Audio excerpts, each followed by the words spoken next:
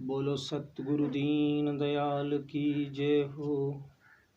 बोलो श्री गुरु गरवाजी महाराज की जय हो। बोलो श्री शरणदास जी महाराज की जय हो। मत्स्य महापुराण 24वां अध्याय। तारा के गर्भ से बुद्ध की उत्पत्ति, पूर्वा का जन्म, पूर्वा और उर्वशी की कथा, नहुष पुत्रों के वर्णन, प्रसंग में ययाति का वृतांत। सुत जी कहते हैं, ऋषियों, तदनंतर 1 वर्ष व्यतीत होने पर तारा के उदर से एक कुमार प्रकट हुआ।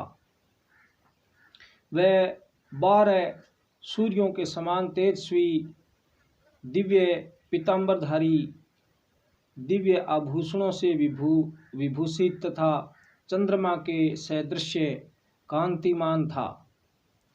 वह संपूर्ण अर्थशास्त्र का ज्ञाता, उत्कृष्ट बुद्धि संपन्न तथा हस्ती शास्त्र, हाथी के गुण, दोष तथा चिकित्सा आदि विवेचनापूर्ण शास्त्र का प्रवर्तक था।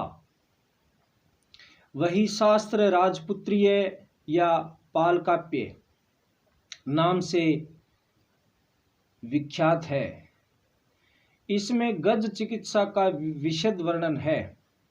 सोम राजा का पुत्र होने के कारण वह राजकुमार राजपुत्र तथा बुद्ध के नाम से प्रसिद्ध हुआ।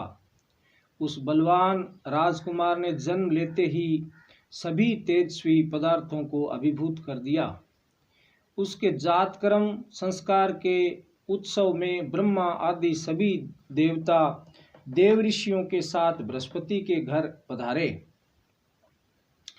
चंद्रमा ने उस पुत्र को ग्रहण कर लिया और उसका नाम बुद्ध रखा।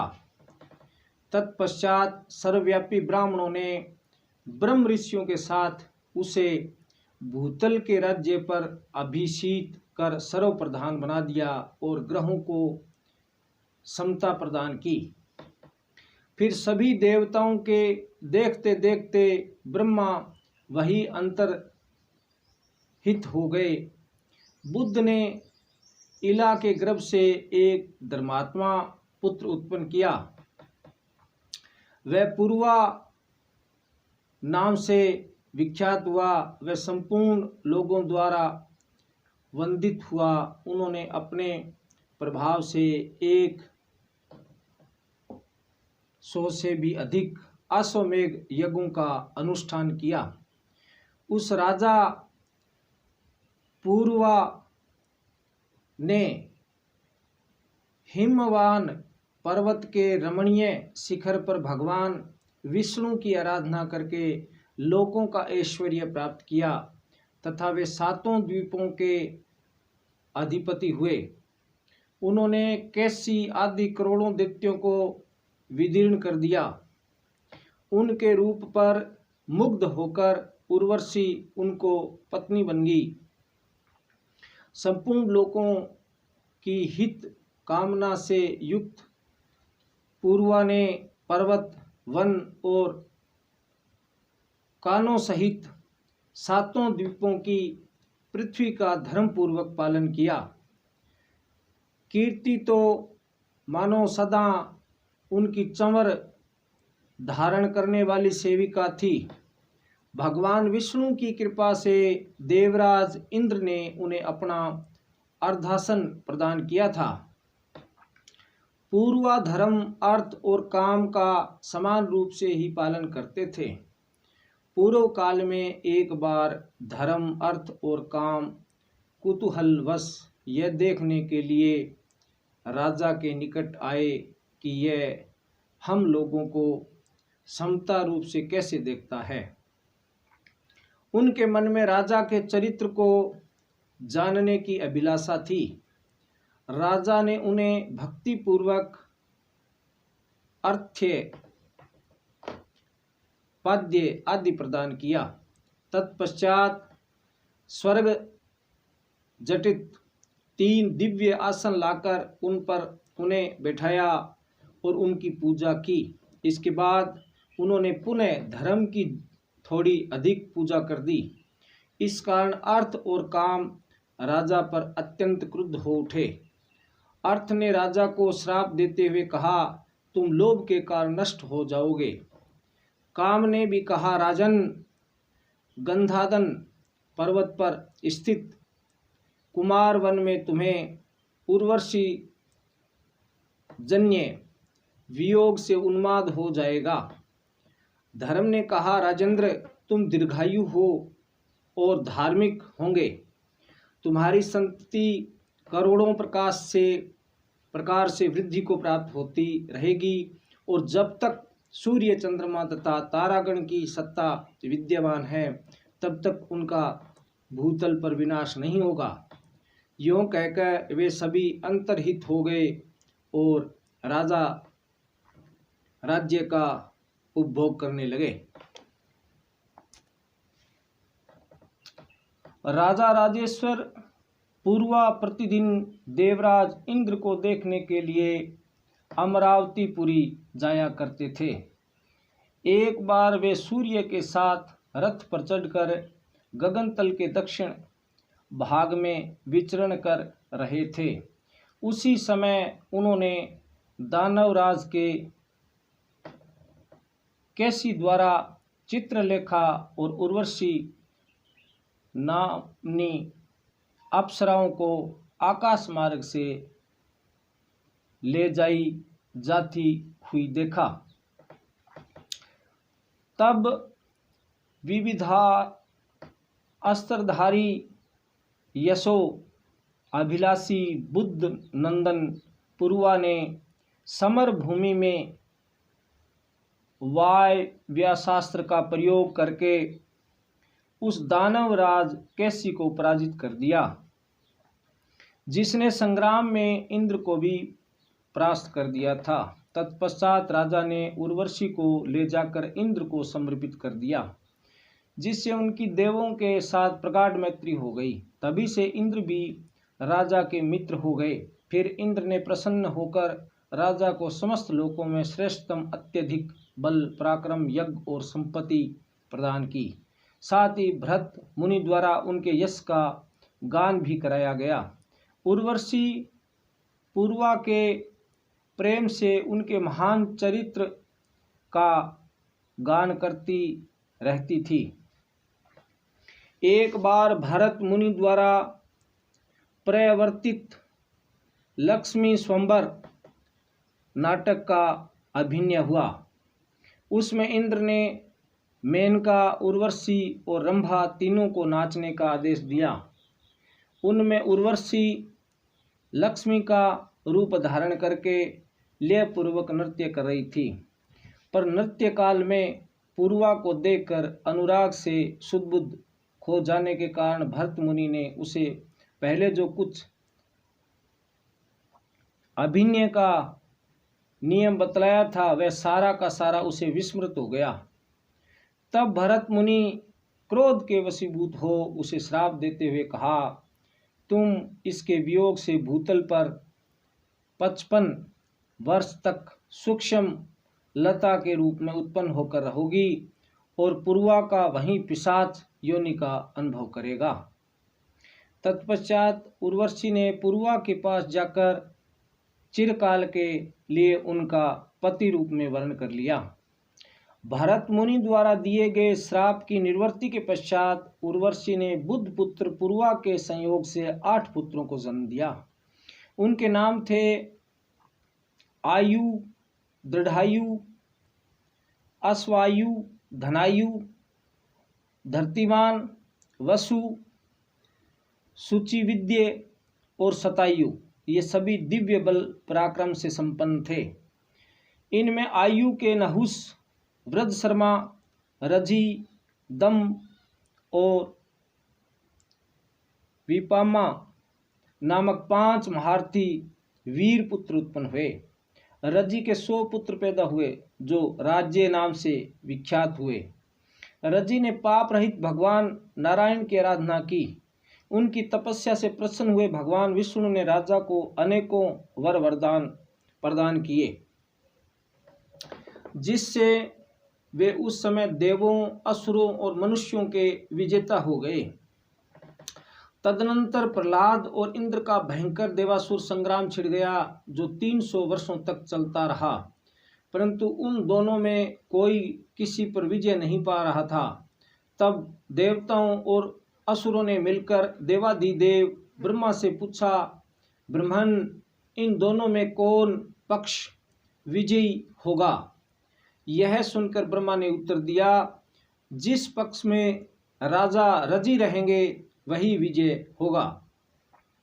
तब दैत्यों ने राजा के पास जाकर अपनी विजय के लिए उनसे प्रार्थना की कि आप हमारे सहायक हो जाए। उनकी प्रार्थना सुनकर रजी ने कहा, यदि मैं आप लोगों का स्वामी हो जाऊं तभी उपयुक्त सहायता हो सकेगी। परंतु असुरों ने उस प्रस्ताव को स्वीकार नहीं किया, किंतु देवताओं ने उसे स्वीकार करते हुए कहा, राजन, आप हम लोगों के स्वामी हो जाए और संग्राम में शत्रुओं का संहार करें। तदनंतर राजा रजी ने उन सभी असुरों को मौत के घाट उतार दिया जो इंद्र द्वारा असंवध्य थे। इस क्रम से प्रसन्न होकर देवराज इंद्र राजा के पुत्र बन गए। तब राजा रजी इंद्र को राज्य समर्पित कर सम तपस्या करने के लिए चले गए। तत्पश्चात तपस्या, बल और गुणों से संपन्न रजी पुत्रों ने इंद्र के वैभव, यज्ञ भाग और राज्य को बलपूर्वक छीन लिया। इस प्रकार रजी पुत्रों द्वारा सताए गए एवं राज्य से भ्रष्ट हुए दीन दुखी इंद्र बृहस्पति के पास जाकर बोले, गुरुदेव, मैं रजी के पुत्रों द्वारा सताया जा रहा हूँ, मुझे अब यज्ञ में भाग नहीं मिलता तथा मेरा राज्य जीत लिया गया। अतः धिषणाधिप बृहस्पति, पुनः मेरी राज्य प्राप्ति के लिए किसी उपाय का विधान कीजिए। तब बृहस्पति ने ग्रह शांति के विधान से तथा पौष्टिक कर्म द्वारा इंद्र को बल संपन्न बना दिया और रजी पुत्रों के पास जाकर उन्हें मोह में डाल दिया। उन वेदज्ञ बृहस्पति ने वेदों द्वारा बहिष्कृत जिन धर्म का आश्रय लेकर उन्हें वेद त्रयी ऋग्वेद, यजुर्वेद, सामवेद से परिभ्रष्ट कर दिया, तदुपरांत इन्होंने उन्हें हेतुवाद, तर्कवाद, नास्तिक्य से समन्वित और वेद ब्रह्मा जानकर अपने वज्र से उन सभी धर्म बहिष्कृत रजी पुत्रों का संहार कर डाला। अब मैं नहुष के साथ धार्मिक पुत्रों का वर्णन कर रहा हूँ। उनके नाम हैं यति, ययाति, संयाति, उदव, पाची, सरयोति और मेघजति। ये सातों वंश विस्तारक थे।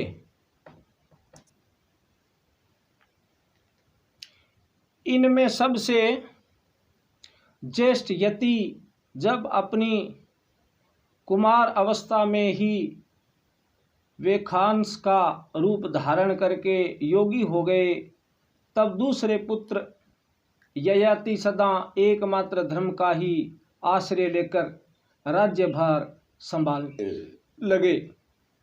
उस समय दानवराज वर्षप्रव की पुत्री शर्मिष्ठा तथा शुक्राचार्य की कन्या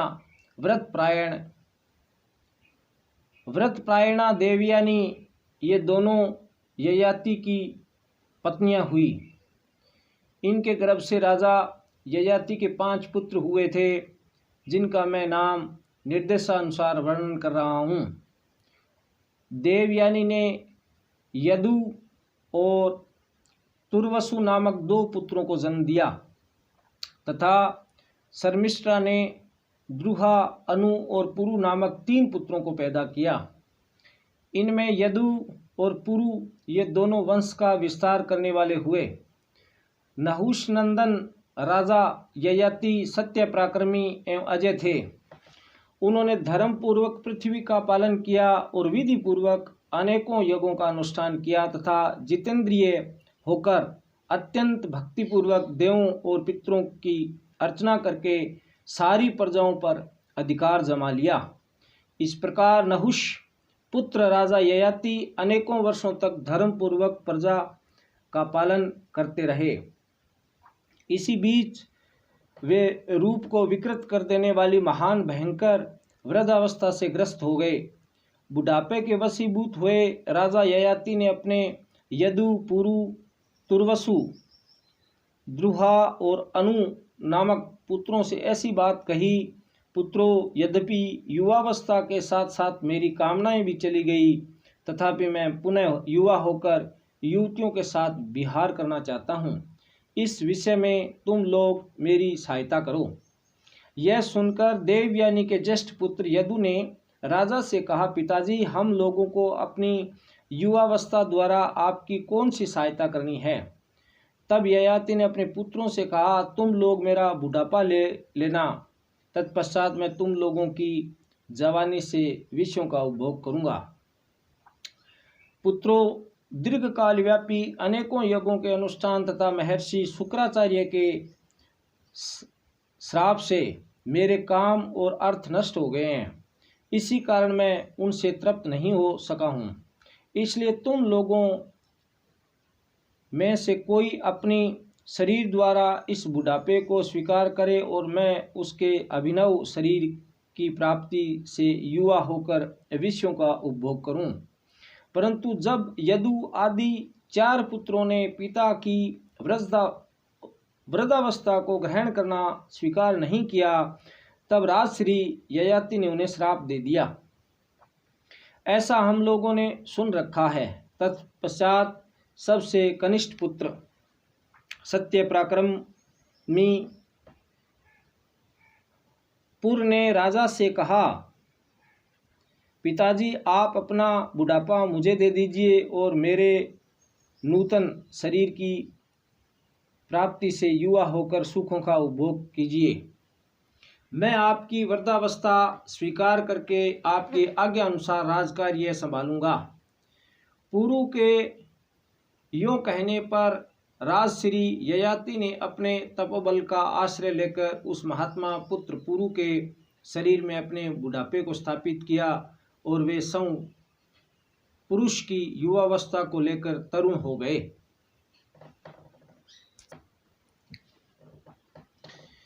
तदनंतर ययाति की वृद्धावस्था से युक्त हुए पुरु राजकाज का संचालन करने लगे। इस प्रकार 1 सहस्त्र वर्ष व्यतीत होने पर भी अजय ययाति कामोपभोग से अमृत से ही बने रहे। तब उन्होंने अपने पुत्र पुरु से कहा, बेटा, अकेले तुम्ही से मैं पुत्रवान हूँ और तुम्ही मेरे वंश विस्तारक पुत्र हो। आज से ये वंश पुरु वंश के नाम से लोक में विख्यात होगा। तदनंतर राजसिंह ययाति पुरु को राज्य भर अभिषिक्त करके उससे उत्पन्न हो गए और बहुत समय बीतने के पश्चात काल धर्म मृत्यु को प्राप्त हो गए। श्रेष्ठ ऋषियों, अब मैं जिस वंश में भरतवंश की वृद्धि करने वाले भारत नाम से प्रसिद्ध नरेश हो चुके हैं, उस पूर्व वंश का वर्णन करने जा रहा हूँ। आप लोग सामय हितचित्त होकर श्रवण कीजिए। बोलो श्री मत्स्य महापुराण की जय हो। बोलो शंकर भगवान की जय हो। बोलो श्री गुरु गर्वा जी महाराज की जय हो। बोलो स्वरूपीर जी महाराज की जय हो।